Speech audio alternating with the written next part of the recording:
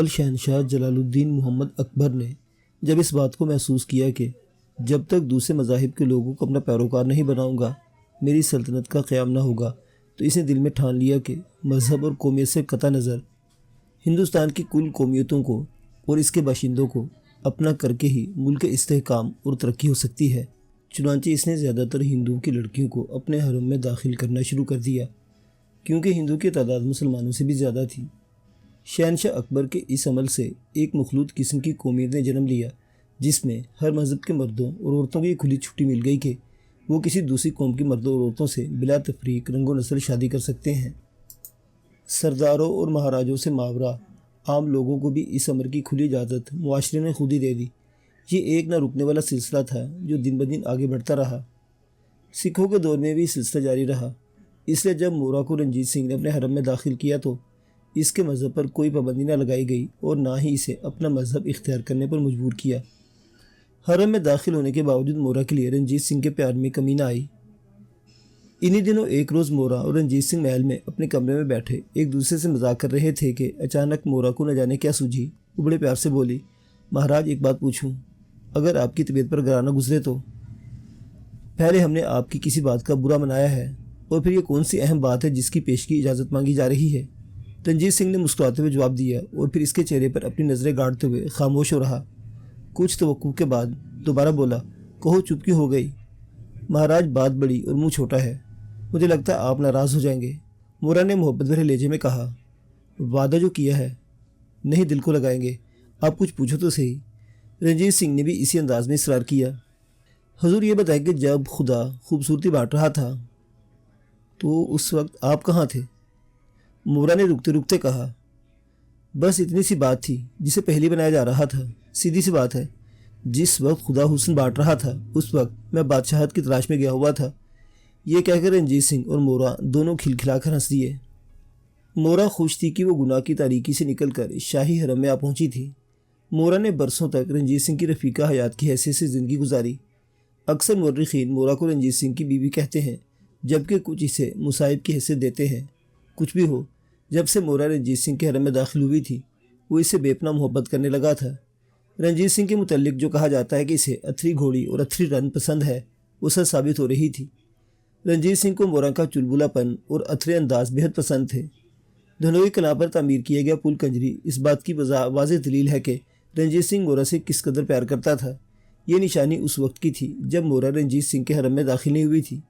हरम में दाखिल होने के बाद एक रोज़ इसने अपने टकसाल में हुक्म जारी कर दिया कि मोरा के नाम का सिक्का जारी किया जाए। इसके हुक्म की फौरी तामील की गई और ईस्ट इंडिया कंपनी का हिंदुस्तान में जारी किया सिक्का जिस पर मलका विक्टोरिया की छवि बनी हुई थी, इसी तर्ज का एक नया सिक्का जारी किया गया जिस पर मलका विक्टोरिया की छवि की जगह मोर की छवि नक्श करवाई गई, क्योंकि पंजाबी ज़ुबान में लफ्ज़ मोर की जमा मोरा होती है।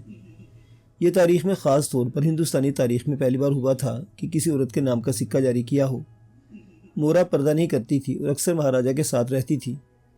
अब वो खुलकर रियासत के न सिर्फ कामों में हिस्सा लेने लगी थी बल्कि अवामी फलाह बहबूद के कामों को अज़ खुद तरतीब देने लगी थी। किसी दूसरे मज़हब की औरत को अपने हरम में दाखिल करने और इसे इस कदर अहमियत देने पर सिख कौम के माथे पर अपने आप त्यूरियाँ बन गई थी।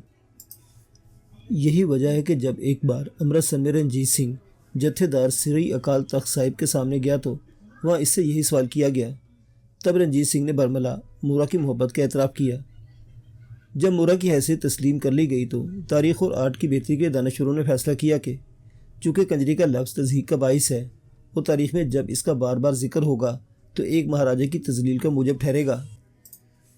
इसलिए अमृतसर के स्कूल सिपरी डाले के प्रिंसिपल सिनवन कौर सिंधु ने पहली बार ये मुहिम चलाई कि पुल कंजरी का नाम तब्दील किया जाए। बड़ी रद्दोकद के बाद न सिर्फ अमृतसर की इंतज़ामिया बल्कि पाकिस्तानी हुकाम ने भी सनविन कौर सिंधु की तजवीज़ पर अमल दरामद करते हुए इसे पुल कंजरी से पुल मोरा में तब्दील कर दिया। तब से ये पुल मोरा के नाम से मशहूर है। शोहरत तो मोरा के सिक्के की भी हो गई थी। आज भी अगर किसी पुराने और उस दौर के किसी बूढ़े से पूछ लें, वो आज भी उस दौर के रुपयों को मोहरा ही कहकर बुलाएंगे। मोहरा ज़ुबानी लफ्ज़ है जिसका एक मतलब तो मोहर के लिए जाता है यानी हुकूमत वक्त से तस्दीक शुदा मोहर लगा हुआ, और दूसरे मायने मोरा के लिए जाते हैं यानी मोरा के एजाज़ में जारी किया गया सिक्का।